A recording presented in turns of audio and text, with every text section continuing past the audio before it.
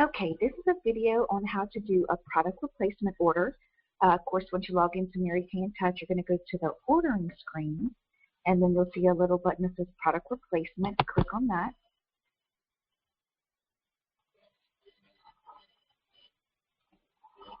Okay, and it's just going to have a little kind of ordering guidelines for you to glance and read through, and you just either hit accept. Okay, make sure your shipping information is correct because it's going to ship the new products that you order to replace back to you. Hit next.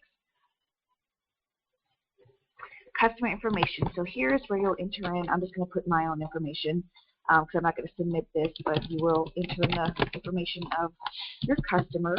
I'm pretty sure you have to at least have a phone number, but you don't necessarily have to put in an email address. So once you do that, you can hit the button Add. If you're doing multiple customers, you can do that here on the screen. So I'm just going to act like I'm my name and two people.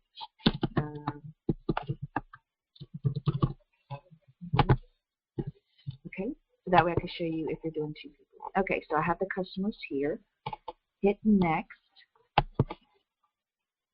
And this is the screen where you're going to enter in the information on your product. So part description, just type in kind of whatever it is. So this is just I'm gonna put the whole word, but basically pressed powder,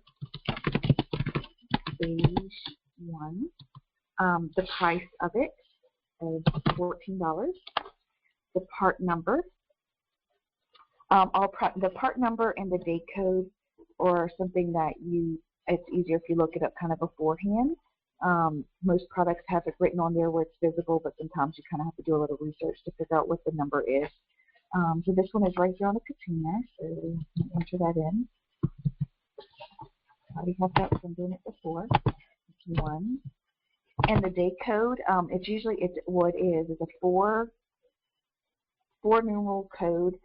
Usually it's a mix between actually numbers and some letters. And what that is, that lets the company know whenever that expiration was and whenever the product was made. And then the date return. Today is the 20th. I'll just put the 20th.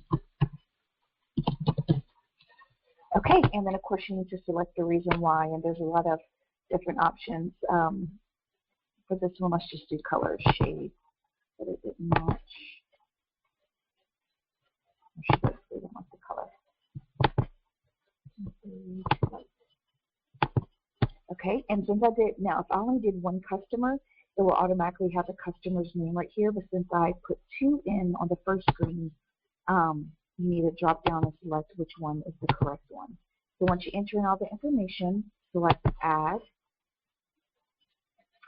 And once it's there, you'll see it pop up down here. And of course, if you have multiple items, you can keep entering in the items that you need. But I'm just going to do the one, so I'm going to hit Next. Okay, replacement information.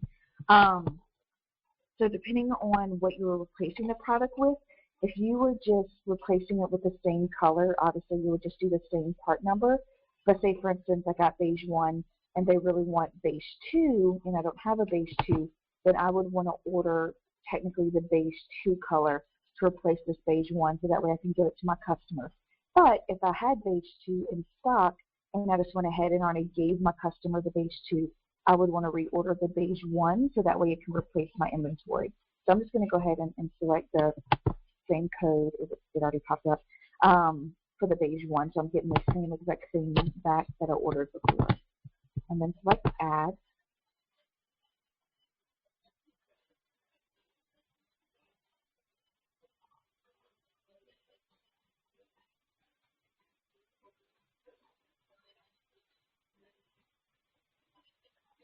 Okay, and there it is. It has the replacement information. It popped up the same thing. And I realize now on the first screen I typed in the wrong dollar amount, which is good because I'll show you in a second what that does. I'm going to go ahead and hit Next. I think usually if it's more than a couple of dollars apart and what you're replacing, it actually will not send it through, and it'll kick back and make you change it, so you can't turn in something for $12 and get an item that's $20. But let's just see. Well, here you would, okay, I'm not going to do it because I don't need to submit this, but normally you want to make sure, of course, it adds, and if it doesn't, you want to go back to the original screen. You might have to start over and make sure the correct information is there. But basically on this page, if everything is correct, you'll just hit submit order and you'll be done.